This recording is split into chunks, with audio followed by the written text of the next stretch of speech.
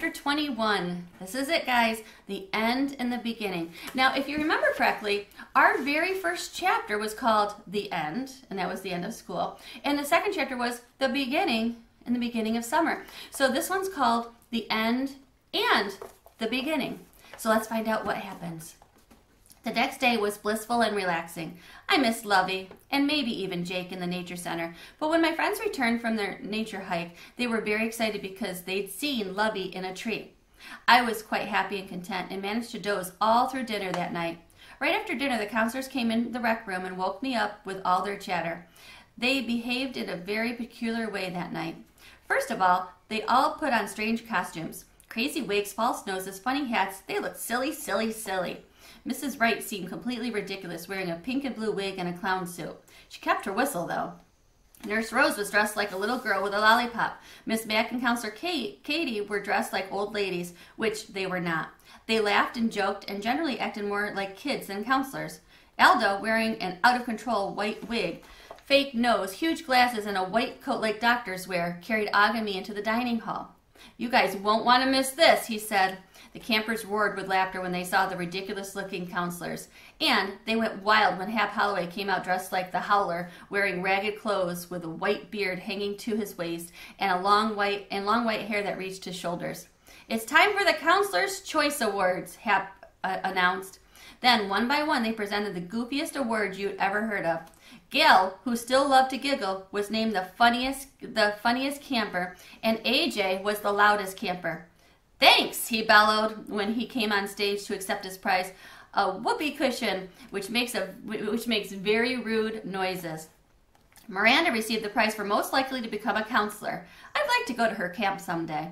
Saya had the best smile, and Kayla was the best sleeper. Abby got a prize for the naughtiest camper, not K-N-O-T. Remember, she's the one who made all the knots. And everybody cheered.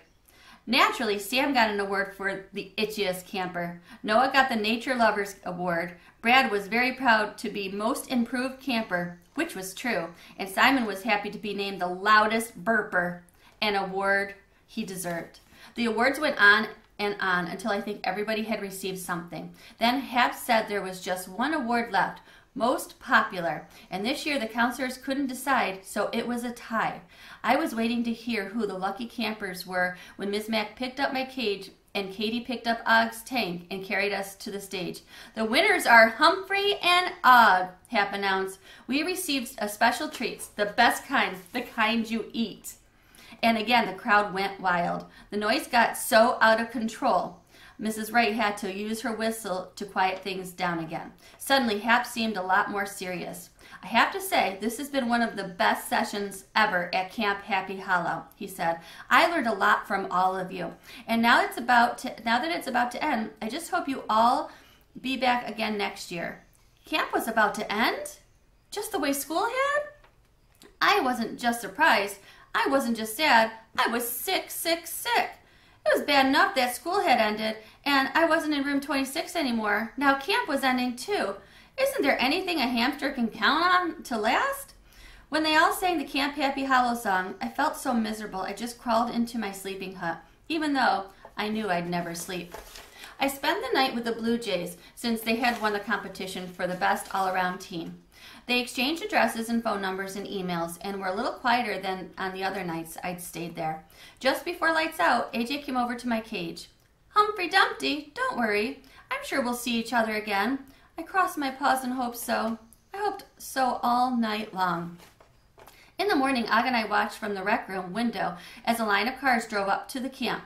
Car doors opened, and out came moms and dads and little brothers and sisters. Parents and campers carried suitcases, boxes, backpacks, and duffel bags from their cabins to the cars. Some of my friends came to say goodbye, Miranda and Abby, Ty and AJ, and surprisingly, even Brad. Gail came in by herself, and she had gifts for Og and me. "I made these friendship bracelets in arts and crafts," she said, holding up 2 colorful woven bands. "I was going to give one to my mom and one to Heidi, but I changed my mind. I'll make new ones for them. I want you to have these." "Thanks, thanks, thanks," I said, and Og splashed happily. "I made a lot of new friends here," Gail said as she taped one bracelet to the front of Og's cage and wove the other one in and out of my bars of my cage. "But you'll always be my special friends." As she turned to leave, she told us, "I'll tell Heidi hello from you." She hurried back outside, and after much hugging and many farewells, doors slammed and the cars pulled away, leaving the camp almost unbearably quiet. "Was it just a dream, Og?" I asked my neighbor, who was floating lazily in the water part of his tank. "It went so fast." He didn't answer. He didn't have to. A camp alive with fun-loving kids wasn't a dream. Now it was a memory. Later, Miss Mack came in to check on us. "Why are you two so gloomy?" she asked. "Your work isn't finished yet. Tomorrow, a new group of campers arrive for the next session of camp." "What?" I squeaked. "Boing, boing," Og twanged. Miss Mack laughed. "Summer's not over yet," she said, "and neither is camp." That was the best news I'd heard since the end of school. The counselors had a quiet dinner in the dining hall. When Og and I were alone, I looked out at the moonlit camp. If I went to the very top of my cage, I could even see a silvery sliver of Lake Lavender. "You know what, Og?" I said. "Camp is great because we get to help our friends and have lots of fun." He splashed gently in response. "But the best part is we get to be together," I continued. Og leaped out of his water, and goodness, I thought he'd pop the top of his tank. Boing, boing, boing, boing.